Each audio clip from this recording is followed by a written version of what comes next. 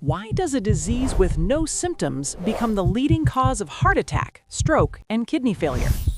Hypertension is called the silent killer, but what exactly is it silently damaging inside your body? It can damage the brain, heart, kidney, and blood vessels for years before symptoms appear. But what exactly causes blood pressure to rise inside the body? Today, we will understand hypertension from its basic mechanism to organ damage in simplest way. Hypertension is defined as persistent elevation of arterial blood pressure greater than 140 to 90 millimeters of mercury measured on at least 2 separate occasions under proper resting condition. In blood pressure of 120 to 80 millimeters of mercury, here 120 is systolic blood pressure, a pressure when the heart contracts, and 80 is diastolic blood pressure, pressure when the heart relaxes. When the blood pressure is 120 to 80 millimeters of mercury, it's normal. When systolic BP is 120 to 129 millimeters of mercury and diastolic BP less than 80 millimeters of mercury, it's elevated. When systolic BP is in between 130 to 139 millimeters of mercury and diastolic BP is 80 to 89 millimeters of mercury, it's stage 1, hypertension. And when systolic BP is greater than 140 millimeters of mercury and diastolic BP greater than 90 millimeters of mercury, it is stage 2, hypertension. High blood pressure is a serious problem for blood vessels because it damages the inner lining of blood vessels, the endothelium. In long-term cases, blood vessels can develop tiny cracks that can lead to serious problems like myocardial infarction, aneurysm, stroke, and even dementia. According to WHO, over 1.3 billion adults affected by hypertension, and nearly half are unaware of it. Blood pressure equals cardiac output times systemic vascular resistance. Causes and risk factors. Hypertension is divided into primary, also known as essential hypertension, or secondary hypertension. Here, the underlying cause is responsible for increased BP. Primary hypertension. In primary hypertension, about 90% of cases, hypertension happens without clearly identifiable cause. There are 2 risk factors, modifiable and non-modifiable risk factors. Non-modifiable risk factors include age, family history, and modifiable risk factors include obesity, excessive salt intake, sedentary lifestyle, excessive stress, smoking, and alcohol consumption. Secondary hypertension. It accounts for around 10% of cases. Renal. Renovascular disease, which is essentially reduced blood flow to the kidney. This could be intrinsic atherosclerosis within the blood vessels.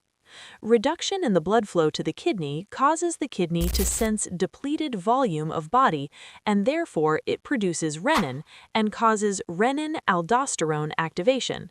This leads to fluid retention and causes vasoconstriction, both of which will contribute to hypertension. Renal parenchymal disease, example glomerulonephritis, diabetes mellitus, polycystic kidney, causes secondary hypertension by RAAS activation because, due to damage renal parenchyma, renal perfusion decreases. The kidney interprets this as low circulating volume, even when blood pressure is normal. Resultantly, activation of juxtaglomerular cells and increase renin production. Resultantly, peripheral vasoconstriction occurs, increase systemic vascular resistance, increase aldosterone causes sodium and water retention. These all can lead to hypertension. Primary hyperaldosteronism is another where there's excessive secretion of aldosterone from the adrenal gland, more commonly from adrenal hyperplasia, possibly from adrenal adenoma, Conn's syndrome. Cushing's syndrome causes hypertension by excessive secretion of cortisol, causing sodium retention, water retention, and causing hypertension. Hypertension, medication like steroids, oral contraceptives, and NSAIDs. Let's talk about signs and symptoms.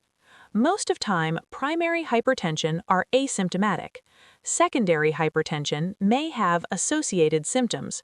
For example, sweating, headaches, and palpitations in pheochromocytoma, weight loss in hyperthyroidism, daytime somnolence in obstructive sleep apnea. Hypertensive crises. If blood pressure is high enough, there can be damage to the organs, and organ damage. This would be known as hypertensive emergency. Examples could be in heart, chest pain, in kidney, hematuria. If brain involved, there could be headache, nausea, confusion, or even neurological deficits if stroke there. Hypertensive urgency is also a form of hypertensive crises, but there's no evidence of end organ damage.